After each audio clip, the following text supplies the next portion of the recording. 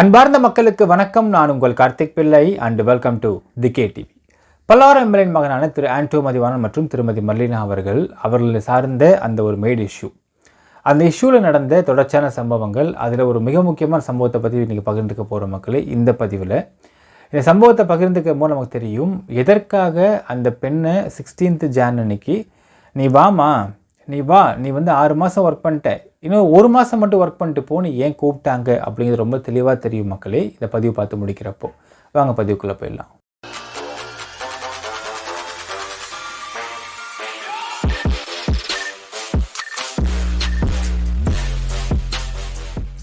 ஆண்டோ மதிவாணன் மற்றும் திருமதி மர்லினா அவர்கள். ஸோ இவங்க ரெண்டு பேரும் என்ன குற்றச்சாட்டு ஃபஸ்ட்டு முன்வைக்கப்பட்டது அந்த பெண்ணாளன்னு பார்த்தீங்கன்னா, முதல்ல பேசின இன்டர்வியூ நம்ம எடுத்துக்கலாம். அதுக்கப்புறம் பேசின ப்ரெஸ் மீட்லாம் பார்த்தீங்கன்னா ஃபண்டட், எல்லாமே ஸ்கிரிப்டட் ஒன். அதை தூக்கி உரம் வச்சிருவோம் மக்களே. அந்த பொண்ணு என்ன சொல்கிறாங்கன்னா, முதல்ல பேசுகிறப்போ நான் வந்து வரமாட்டேன்னு சொல்கிறேன், ஆனால் என்னை வற்புறுத்தி கூப்பிடுறாங்க அப்படிங்கிற வார்த்தை இந்த பொண்ணு பயன்படுத்தியிருப்பாங்க. ரைட். இப்போ இதை பற்றி நம்ம விசாரித்து பார்க்க வேணும். தெரிஞ்சுதுன்னு பார்த்தால் 16th Jan அன்னைக்கு வந்து என்னை கூட்டிகிட்டு போகலாம், ஏன்னா 17th கூப்பிட்டு போனால் 18th அன்னைக்கு இந்த குழந்தைக்கு 4 வயது குழந்தை 5 வயசு குழந்தைக்கு ஸ்கூல் இருக்குது அப்படிங்கிற மாதிரி தான் ஃபஸ்ட்டு பேசப்பட்டிருக்கிறது. அப்பொழுது 16th அன்னைக்கு கால் பண்ணால் அந்த பொண்ணுடைய பேச்சு வேறு மாதிரி இருந்திருக்கு, ஹாஸ்பிட்டல் இருக்கேன்னு சொல்லியிருந்திருக்கா, நான் வரமாட்டேன்னு சொல்லியிருந்திருக்கா. இப்போ இவங்க என்ன நினச்சிக்காங்க, ஏன் வரமாட்டேன்னு சொல்கிறா, என்ன காரணம், என்ன ஹாஸ்பிட்டலைஸ்டுன்னு சொல்கிறா, யார் ஹாஸ்பிட்டலைஸ்டுன்னு கேட்டதுக்கு எங்கள் பாட்டின்னு சொல்லியிருந்திருக்கா அந்த பொண்ணு. அப்படியா, பாட்டி ஹாஸ்பிட்டலைஸ்டா, சரி ஓகே ஒன்று பண்ணலாம், நாங்கள் வந்து ஃபுல் அமௌண்ட்டு கட்டி நாங்கள் செலவு பண்ணுறோம். ஏன்னா அந்த பாட்டி இவங்க பார்த்துருக்காங்க. திருமதி மர்லினா அவர்கள் August 4th அன்னைக்கு இந்த பொண்ணுக்கு சர்டிஃபிகேட் வாங்க போகிறப்போ இந்த மாமா வீட்டுக்கு கூப்பிட்டு போய் இந்த பொண்ணை உட்கார வச்சிருக்கா. அப்போ தாத்தா பாட்டி இந்த பொண்ணு இவங்களும் பார்த்துருக்காங்க. அந்த பார்த்து எடுக்கப்பட்ட ஃபோட்டோ நீங்கள் பார்க்கலாம் மக்களே. ஸோ அப்போ அந்த பாட்டிக்கு அம்மா அடிபட்டுருச்சா, என்ன ஆச்சு, நாங்கள் வந்து ஸ்பெண்ட் பண்ணுறோவா, ஒன்றும் பிரச்சனை இல்லை, நாங்கள் பார்த்துக்கலாம்னு சொல்லிட்டு அவங்க ரொம்ப இன்த்துவாக பேசியிருந்திருக்காங்க. சரி ஓகே நான் சொல்கிறேன்கான்னு கட் பண்ண பொண்ணு அப்புறம் திரும்ப ஃபோன் எடுக்க மாட்டேங்கிறாங்க. ஏன் எடுக்க மாட்டேங்கிறாங்கன்னு தெரியல. அதுக்கப்புறம் திருப்பி ஃபோன் பண்ணிட்டே தான் எடுக்க மாட்டேங்கிறாங்க. அதுக்கு பிறகு பார்த்தீங்கன்னா ஒரு 3 பசங்க, அந்த மஞ்சுநாத் அப்படிங்கிற பையனுடைய ஃப்ரெண்ட்ஸ் வந்து திருமதி மர்லினா அவங்க கடையில் வேலை பார்த்துருப்பாங்க. அந்த பசங்களுக்கு ஃபோன் பண்ணுறாங்க. ஃபோன் பண்ணோடனே அந்த பசங்க ஃபஸ்ட்டு எடுக்கலை. அதுக்கப்புறம் மஞ்சுநாத்துக்கு கால் பண்ணாங்க. அவன் எடுத்துகிட்டு இல்லை நீங்கள் வந்து வரமாட்டேன்னு சொல்கிறா அவங்க கூட அப்படின்னு சொல்லி. ஏன் வரமாட்டேன்றப்ப என்ன காரணம் கேட்டதுக்கு இல்லை தெரிலன்னு சொல்லியிருக்கான் அந்த மஞ்சுநாத் அப்படிங்கிற பையன். இல்லை நீங்கள் வந்து அடிச்சிங்கன்னு சொல்கிறாங்க, அவங்க அம்மா சொல்கிறாங்கன்னு சொல்லிட்டு ஒரு வார்த்தையை எடுத்து விட்றான். அந்த மஞ்சுநாத் சொல்கிறாப்புல, என்னப்பா சொல்கிற, நீ தானப்பா வந்து பார்த்துருக்கேன் பர்த்டே அப்போல்லாம், என்னம்மா நான் பார்த்துருக்கேன், என்னன்னு தெரியல, எனக்கும் ஒன்றும் புரியல மாட்டேங்குன்னு சொல்லிட்டு அந்த பையன் பேசினாங்க சொல்கிறாங்க வெளியாக தகவல். அடுத்தது பார்த்தீங்கன்னா திரும்ப மர்லினா அவர்கள் கடையில் வேலை பார்த்து அந்த பசங்களுக்கு கால் பண்ணி கேட்டப்போ அந்த பசங்க ஃபோன் பண்ணி கேட்டு இல்லை திரும்ப கால் பண்ணி, ஆமாம் மேடம் அந்த பொண்ணு ஹாஸ்பிட்டல் தான் இருக்கிறா, ஆனால் அடிப்பட்டது பாட்டிக்கு இல்லை அவளுக்குன்னு சொல்லியிருந்திருக்காங்க. ஸோ இங்கேருந்து தான் இந்த பிரச்சனை ஆரம்பிக்குது. என்ன ஆச்சு, ஏன் அடிபட்டுச்சு, என்ன காரணம் ஒன்றுமே தெரியாமல் முடிச்சுட்டு இருந்திருக்காங்க திருமதி மர்லினா அவர்கள். தொடர்ந்து ஃபோன் பண்ணியிருக்காங்க, ஃபோன் எடுக்க மாட்டேங்கிறா, வரமாட்டேன்னு சொல்கிறா. தென் அந்த பொண்ணை அனுப்பிய அந்த ஏஜென்சிக்கு ஃபோன் பண்ணி சொல்கிறாங்க. ஏஜென்சிக்காரங்க ஃபோன் பண்ணி கேட்குறப்போ இவங்க என்ன சொல்கிறாங்க, இல்லை நான் என் பொண்ணை வரமாட்டா அப்படிங்கிறாங்க. ஏன் வரமாட்டா அப்படின்னு கேட்டதுக்கு இல்லை என் பொண்ணை போட்டு அடிச்சிருக்காங்க அப்படின்னு சொல்லிட்டு அவங்க அம்மா சொல்கிறாங்க. அப்போ இவங்க கேட்குறாங்க, ஏன்னால் இந்த சம்பவம் நடப்பதற்கு முன்பே பார்த்தீங்கன்னா அந்த பொண்ணு கண்ணெலாம் வீங்கி போய் தலைமுறை யாரோ பிடுங்கிட்டு ஏஆரில் வந்து திருவான்மையூர் பஸ் ஸ்டாப்பில் யாரோ ஒருத்தவங்க நேத்தி 15th அன்னைக்கு அடித்ததாக வந்து ஒரு கம்ப்ளைண்ட்டை கொடுத்துட்டு அங்கேருந்து வெளியே வந்து ஒரு யூடியூப் சேனலுக்கு பேட்டி கொடுத்துருக்கான் அந்த பொண்ணு. ஸோ பேட்டி கொடுத்து முடிஞ்சக்கப்புறம் சித்ரா அப்படிங்கிறவங்க கால் பண்ணுறாங்க. அவங்க தான் அவங்களுடைய அந்த மேன்பவர் ஏஜென்சியோடைய மெயின் சூப்பர்வைசர். அவங்க கால் பண்ணி கேட்குறப்போ இல்லை என் பொண்ணை வந்து அடிச்சிட்டாங்கன்னு. அப்போ இவங்க அடித்தா விடுமா நீ சொல்கிற, எப்படி அடித்தாங்கன்னு சொல்கிறேன், ஏன்னா அடித்தா எனக்கு இன்ஃபார்ம் பண்ணணும். அந்த பொண்ணு வந்து பூட்டிலாம் வைக்கவே இல்லை, அந்த பொண்ணு ஃப்ரீயாக தான் இருக்கிறாங்க. ஒரு சில சமயம் வந்து ஆல்மோஸ்ட் 5 நாள் 6 நாள் அந்த அவங்க வீட்டிலே இருக்க மாட்டாங்க யாருமே. இந்த பொண்ணை தனியாக வீட்டை விட்டு போவாங்க, கதவு திறந்து தான் இருக்கும், 24/7 நாங்கள் இருக்கிறோம் இந்த இடத்துல. நீ நிறைய விஷயம் சித்ரா அவர்கள் பேசியிருக்காங்க மக்களே. அந்த சம்பவங்கள் எல்லாம், அதாவது இவங்க 5 நாளைக்கு 6 நாளைக்கு வந்து இந்த பொண்ணை வீட்டில் விட்டுட்டு இவங்க ஊருக்கு வந்து வேலை விஷயமாக போயிடுவாங்க அப்படின்னும், அந்த 5-6 days பார்த்தீங்கன்னா அந்த வீட்டில் ஓப்பனாக தான் இந்த பொண்ணு ஃப்ரீயாக தான் இருப்பாங்க, வெளியே வருவாங்க, பால் வாங்குவாங்க, திரும்ப உள்ளே போவாங்க, எல்லாம் வந்து தான் இருந்துச்சு அப்படிங்கிறதுக்கான ஆதாரங்கள் லெட்டர்ஸ் நம்மகிட்ட இருக்க மக்கள் நான் கண்டிப்பாக படித்து காட்டுறேன் உங்களுக்கு அடுத்த பதிவில். இப்படி இருக்கிறப்ப எப்படிமா நீங்கள் வந்து பூட்டி வச்சுட்டாங்க, சித்திரவதை பார்த்துனாங்க, அடித்தாங்கலாம் நீங்கள் எப்படி நீங்கள் சொல்கிறீங்க, இது ஏற்றுக்கும்படி வாதமாக இல்லையே அப்படின்னு சித்ரா அவர்கள் பேசிய ஆடியோவும் நம்ம ரிலீஸ் பண்ணியிருப்போம் மக்களே. அதுவும் நீங்கள் பார்த்துருக்கலாம். ஸோ இன்னும் சில ஆடியோஸும் கண்டிப்பாக வெளிவர போகுது கூடிய விரைவில், அதையும் நம்ம இப்போ இங்கே பார்க்கலாம். இப்படி போயிட்டு இருந்த சமயத்தில் அவங்க என்ன சொல்கிறாங்க, சரிம்மா உனக்கு என்ன வேலைக்கு வர பிடிக்கலையா, சரி ஒன்றும் பிரச்சனை இல்லை, 1 மாதம் மட்டும் வேலை பார்த்துட்டு எங்கிட்ட போ, 1 மாதம் மட்டும் இருந்துட்டு போயிடுன்னு சொல்லி கடைசியாக வந்து ஒரு முடிவுக்கு வராங்க. என்ன காரணம் பார்த்தீங்கன்னா மக்களே, 1 மாதம் ஏன் சொல்லியிருந்தாங்கன்னு பார்த்தீங்கன்னா, எந்த அன்னைக்கு திரு ஆனந்த் வெங்கடேஷ் ஜஸ்டிஸ் அவர்களுடைய ஆர்டரையும் காவல்துறை மதிக்காமல் அவங்கள போய், அதாவது 2 வாரத்தில் நீங்கள் போய்ட்டு லோக்கலில் இருக்கக்கூடிய செஷன்ஸ் கோர்ட்டில் சரண்டர் ஆகலாம்னு சொல்லிட்டு நீதியரசர் அவர்கள், ஹைகோர்ட் நீதியரசர் அவர்கள் கொடுத்த ஆர்டரையும் மீறி, கண்டெம்ட் மாதிரியே மீறி இவங்க போயிட்டு அரெஸ்ட் பண்ணி கூப்பிட்டு போகிறாங்க. இது கண்டெம்ட்டே இல்லை அப்படின்னு, இது எப்படி வந்து எதிராக வரும் அப்படின்னு இவங்க தரப்பில் வாதாடப்பட்டிருக்கு போலீஸ் தரப்பில் இருந்தும். இது ஒரு பக்கம் இருந்தாலும் இன்னொரு பக்கம் அந்த பொண்ணை விசாரிக்காமலே எப்படிங்க அரெஸ்ட் பண்ணுறீங்கன்ற கேள்வியும் இருக்கிறது. இதெல்லாம் மீறி அவங்கள போய் அரெஸ்ட் பண்ணி கூப்பிட்டு வந்து ரிமாண்ட் பண்ணிருக்காங்க மக்களே. ரைட், இப்போது இதெல்லாம் பண்ண, அந்த ரிமாண்ட் பண்ண 26 ஜான் 2024 அன்னைக்கு மார்னிங் அவங்க 6:30 மணிக்கு ரிமாண்ட் ஆகிறாங்க. அன்றைக்கி ஈவினிங் ஒரு நிச்சயதார்த்தம். யாருதுன்னு பார்த்தீங்கன்னா திரு ஆண்டோ மதிவாணனுடைய கூட பிறந்த தம்பி நிச்சயதார்த்தம். ஸோ அது நடக்குது. யோசிச்சு பாருங்கள் மக்களே, அந்த இடத்துல ஒரு எம்எல்ஏவுடைய ஸ்டாண்ட் எப்படி இருந்திருக்க முடியும்? காலையில் அவங்க பெரிய பையன் அரெஸ்ட் ஆகிறார், ஈவினிங் சின்ன பையன் ரிசப்ஷன். வந்தவங்க என்ன கேள்வி கேட்டிருப்பாங்க, என்ன பேசியிருப்பாங்க, எத்தனை பேர் பதில் சொல்லியிருப்பார்? ஏன்னால் ஒரு ஹைகோர்ட்டில் போய் ஒரு ஆர்டர் வாங்குறாங்க, அந்த ஆர்டரையும் மீறி வந்து அரெஸ்ட் பண்ணுறாங்க போலீஸ். சரி, அரெஸ்ட் பண்ணுறீங்க, ரைட்டு. வசந்த எஃப்ஐஆர் போட்டதே எப்படி போட்டிங்கன்னு தெரியல. ஒரு பேசிக் இன்வெஸ்டிகேஷனு, அந்த பொண்ணை இதுவரையில் ஏசி கூப்பிட்டு விசாரிக்க கூட இல்லை அப்படிங்கிற மாதிரியான ஒரு கேஸில் எப்படிங்க நீங்கள் ஒருத்தவங்க எஸ்சி ஸ்டேட்டில் அரெஸ்ட் பண்ணுவீங்க அப்படிங்கிற கேள்வி இருக்கிறது. எல்லாம் என்ன கேட்டிருப்பாங்க, என்ன இவர் ஆளுங்கட்சி எம்எல்ஏவா இவர், இது கூட வந்து இவருக்கு பவர் இல்லையா, இது கூட கேட்டிருக்க மாட்டாங்க. சட்டப்படி போனால் பரவாயில்ல, சட்டப்படியும் போகல, அது ப்ராப்பராகவும் போகல, இப்படி இம்ப்ராப்பராக ஒரு யூடியூப் சேனலில் பேசுறதை வச்சு வந்து பையனை அரெஸ்ட் பண்ண விட்டாங்க பார்த்தியா. அப்போ என்ன எவ்வளோ ஆளுங்கட்சி எம்எல்ஏ, என்ன சட்டம் ஒழுங்கு காப்பாற்றப்படுகிறது, இப்படி காதுபடவே அனைவரும் பேசியிருக்கிறார்கள். இதெல்லாம் முக ஸ்டாலின் பார்க்க வேண்டும்.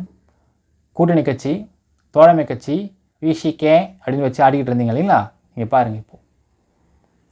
ஸோ காதுபடவே பேசியிருக்கிறார்கள். என்னங்க இது, ஆளுங்கட்சி எம்எல்ஏக்கு இந்த நிலைமையா? இப்போ நம்மளாம் என்ன பண்ண முடியும்? காதுபட பேசியிருக்காங்க மக்களே.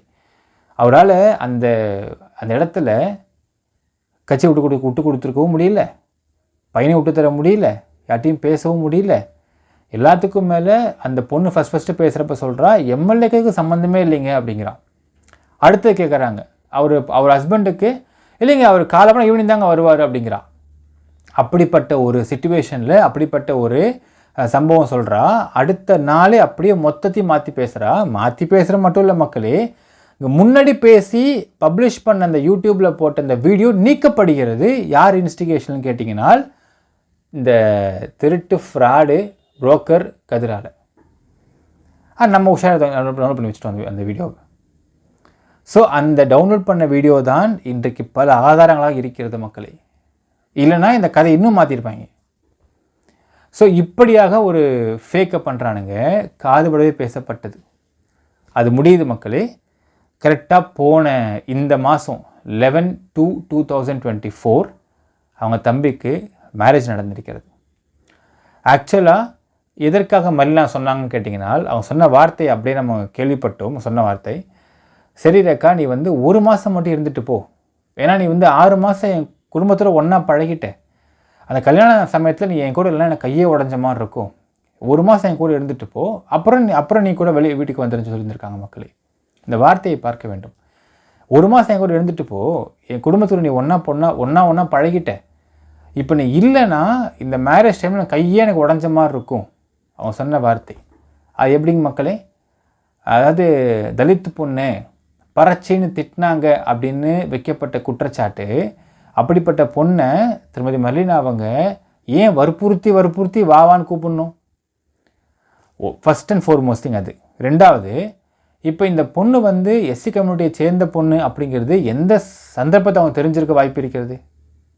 ரெண்டாவது விஷயம், ஏன் நான் சொன்ன மக்களே, இது நம்ம கேள்விப்பட்ட முக்கியமான தகவல். அந்த ஏஜென்சி கிட்ட இந்த பொண்ணு பேசுகிறப்போ இவங்களுடைய கம்யூனிட்டி பற்றி கேட்டப்போ, ஏன்னா ஃபார்மில் வருது இல்லையா, கேட்டப்போ ஷி செட் எம்பிசி. ஆமாம், ஷி டிடன்ட் சே எஸ்சி. இது ஏன் இந்த திருட்டுத்தனத்தை பண்ண வேண்டும் அப்படிங்கிற கேள்வி இருக்கிறது. அதாவது தன்னுடைய கம்யூனிட்டி என்னென்னு கூட ஓப்பனாக உண்மையை சொல்லாமல் மறைச்சி தான் இந்த பொண்ணு வந்திருக்காங்க அப்படிங்கிறது அங்கே ரொம்ப தெளிவாக தெரிகிறது. அதுக்கப்புறம் ஆகஸ்ட் 4 சர்டிஃபிகேட் போய் வாங்குறப்போ அது ஓப்பனாக தெரிஞ்சிருக்கும். அப்படி ஒருவேளை இவங்க கம்யூனிட்டி பார்க்கக்கூடிய பெண்ணாக திருமதி மாதிரிலாம் இருந்திருந்தாங்க அப்படின்னால் அப்பயே துரத்தி விட்டுருக்கலாமா அந்த பொண்ணை? வெளியே போஞ்சு இருந்திருக்கலாமா? ஏன் சொல்ல? ஏன்னால் ஆகஸ்ட் மாதம் தான் அவங்க சர்டிஃபிகேட் வாங்குறாங்க. சர்டிஃபிகேட்டில் அது ஓப்பனாக எல்லாம் குறிப்பிட்டிருப்பாங்க. டிசம்பர் மாதம்தான் இந்த பொண்ணுக்கு பர்த்டே வரப்போ கேக்கு வெட்டி கட்டி பிடிக்கிறாங்க. அப்போது இவங்கெல்லாம் இந்த பொண்ணு சொல்கிற மாதிரி இது தலித்து பெண்ணு அப்படிங்கிற மாதிரி பார்த்து இந்த பொண்ணு அந்த கேஸ்ட் திட்டிருக்காங்க மல்லினா அவர்கள் அப்படின்னால் ஏன் கட்டி பிடிக்கிறாங்க அப்படிங்கிற கேள்வி இருக்கிறது மக்களே. ஸோ ஒரு மாதம் கூட இருந்துட்டு அது மாதிரி அவர் ஹஸ்பண்டோடைய தம்பி மேரேஜ் வருது, அந்த சமயத்தில் என் கூட இல்லைனா எனக்கு கையே உடஞ்ச மாதிரி இருக்கும் அப்படின்னு கேட்டிருக்காங்க. இதற்காகத்தான் அவங்க சொன்ன வார்த்தை என்ற ஒரு மாதம் கூட இருந்துட்டு போன்னு சொல்லியிருக்காங்க. திருமணம் 11th Feb நடந்திருக்கு மக்களே. ஆக்சுவலாக ஒரு எம்எல்ஏ ஆளுங்கட்சி எம்எல்ஏ எப்படி நடக்கும் மக்களே, சிஎம் வந்திருப்பாங்க, இன்னும் சொல்லப்போனால் காங்கிரஸ் தலைவர் வந்திருப்பாங்க, பெரிய பெரிய ஆட்களை இன்வைட் பண்ணி நடக்க வேண்டிய ஒரு மேரேஜ் வெறும் 200 பேரை வச்சு நடந்துச்சு. ரிசப்ஷன் கூட பார்த்திங்கன்னா ரேடிசன் ஹோட்டலில் ரொம்ப சிம்பிளாக பண்ணிட்டாங்க. யாரையுமே இன்வைட் பண்ணல, including close friends. No media was there, nothing was there, எதுவுமே இல்லை. இன்ஃபேக்ட் சிஎம்ஏ வரல, இன்வைட் பண்ணல. இப்படி நடந்த ஒரு திருமணம். யோசிச்சு பாருங்கள் மக்களே. இப்போது நாளைக்கு ஹைகோர்ட்டில் இந்த கேஸ் இன்றைக்கி வரும். இன்றைக்கி வந்ததுக்கப்புறம் இதெல்லாம் பொய் தப்பு அப்படின்ட்டு இந்த நிரூபணம் ஆகிட்டு, suppose when these people come out, திருமதி மர்லினா, திரு ஆண்டோ பெயிலில் வெளியே வந்துடுவாங்க. இந்த கேஸ் ஒன்றுன்றது முடிஞ்சு போயிடும். ஏன்னால் மெடிக்கல் ரிப்போர்ட்ஸ் ரொம்ப தெளிவாக இருக்கிறது. முடிஞ்சிட்டு வந்துச்சுனால் இந்த ஒரு பழியை, அவங்க மேலே போட்ட பழியை தீர்ப்பது ஒரு பக்கம் தீர்க்க முடியாது. அது தீர்ப்பது ஒரு பக்கம் இருந்தாலும் இன்னொரு முறை திரு ஆண்டோ தம்பியும் அவங்க மனைவியும் திருமணம் பண்ணிக்கலாமா? பெரிய மண்டபத்தை எடுத்து எல்லாருக்கும் கரிசோறு போட்டு பெரிய வீடியோகிராஃப் பண்ணி சிஎம்மு, அதுக்கப்புறம் அதுக்கு மேலே யார் யாருக்கு எல்லாரையும் கூப்பிட்டு எதிர்க்கட்சி தலைவர் சோனியா காந்திலாம் கூப்பிட்டு திருமணம் பண்ணலாம், முன்னோட திருமணம் பண்ணிக்கலாமா? யோசிச்சு பாருங்கள் மக்களே, அது வருமா அந்த மொமெண்ட்ஸ்ன்றது? திரு ஆண்டோ அவங்களுடைய தம்பி சாகிற வரைக்கும், அவங்க மனைவி சாகிற வரைக்குமே இவ்வளோதான் அந்த மொமெண்ட்ஸ். என்ன நினச்சிருப்பாங்க? ஆக்சுவலாக ஒரு எம்எல்ஏவுடைய ஃபேமிலியில் திருமணம் பண்ணுறோம், இது பெரிய பம்பாஸ்டிக்காக நடக்க போகுது, சிஎம் வருவாங்க, அங்கே டெல்லியில் இருக்கக்கூடிய சோனியா காந்தி வருவாங்க, ராகுல் காந்தி ஒரு வாய்ப்பு இருக்கிறது, அப்படி எவ்வளோ யாரோ வரப்போகிறாங்கன்றது தானே பிளான் பண்ணியிருப்பாங்க. அவங்க எவ்வளோ செரிஷிங் மொமெண்ட்ஸாக இருந்திருக்கும். இது எல்லாமே உடஞ்சி போச்சு இல்லை. சொந்த கட்சி சிஎம் கூட வரல, இன்னும் சொல்லப்போனால் கட்சிக்காரர்கள் கூட வரவில்லைன்னு கேள்விப்படுறோம் மக்களே. கட்சிக்காரங்க கூட வரல. ஏன்னா அவங்க தெரிஞ்சால் இது தேவையில்லாமல் ப்ரெஸ் அசிங்கப்படுத்துவாங்கன்னு அவங்க கூட வர வைக்கல. யாருமே இன்வைட் பண்ணல. அப்போ அந்த எம்எல்ஏவின் மனநிலைமை எப்படி இருந்திருக்கும் மக்களே? தப்பே பண்ணாமல் ஒரு எம்எல்ஏ இந்த தப்பை அனுபவிக்கணும். ரைட்டு, நல்லா இருக்குங்க, அருமையாக இருக்குது. சரி, நாளைக்கு என்ன பண்ணலாம் மக்களே? ஒரு ஹைகோர்ட் ஜட்ஜ் ஒருத்தர் இருப்பார், சம் XYZ. அவர் வீட்டுக்குள்ளே உட்காந்துக்கிட்டு ஏதோ கேஸை படிச்சுட்டு இருப்பார். திடீர்னு ஒரு பொண்ணு, தலித்து பெண் வராங்க. தலித்து பெண் ஹைகோர்ட் ஜட்ஜு வீட்டு வாசலில் மயக்கம் போடுறான்னு வச்சுக்கோங்க. மயக்கம் போட்டு இறந்தே போயிடறான்னு வச்சுக்கோங்க. இதை ஒருத்தர் என்ன பண்ண, யூடியூப் வர ஃபோட்டோ பிடிச்சிட்றான். ஃபோட்டோ பிடிச்சிட்டு ஹைகோர்ட் ஜட்ஜோடைய வீட்டு வாசலில் ஒரு தலித்து பெண் மரணம், அப்போ ஜட்ஜு என்ன பண்ணி அந்த பொண்ணை கொண்டுட்டாருன்னு ஒருத்தன் கடை போகிறான்னு வச்சுக்கோங்க மக்களே. இதை பார்த்துட்டு இந்த கதிர்ன்ற புரோக்கர் உள்ளே வந்துடுவாங்க.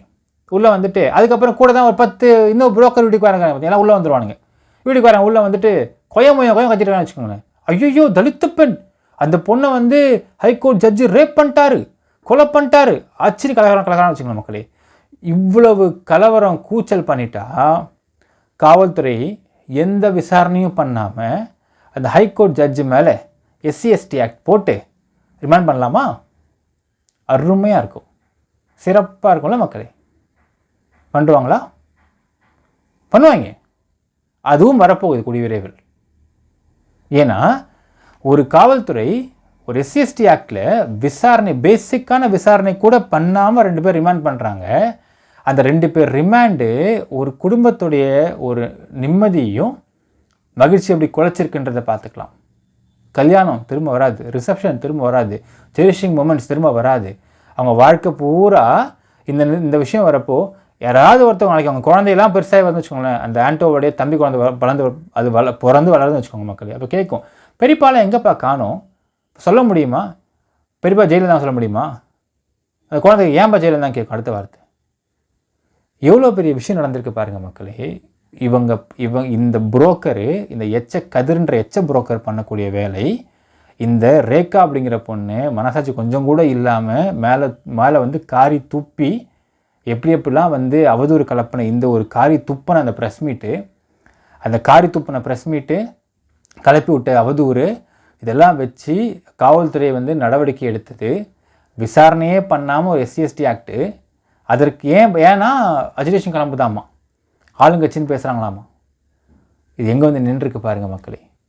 நான் மறுபடியும் சொல்கிறேன் மக்களே, இந்த கதிர் மாதிரி புரோக்கர்கள், இந்த ரேகா மாதிரி மனசாட்சியை விற்று பேசக்கூடிய நபர்கள், இதுக்கு சப்போர்ட் பண்ண ஊடகங்கள், இதுக்கு வந்து கூன்னு கூவி தோழர் அப்படின்னு பேசின அந்த புரோக்கர் யூடியூப்காரங்க, இவனுங்கெல்லாம் சேர்ந்து இந்த மாதிரி ஒரு நபரை பண்ண முடியும்னால், ஒரு ஸ்டேட்டோடைய சிட்டிங் எம்எல்ஏ குடும்பத்துக்கே இந்த இடத்துல பாதுகாப்பு இல்லைனால் உங்களுக்கும் எனக்கும் என்ன பாதுகாப்பு இருக்க முடியும்?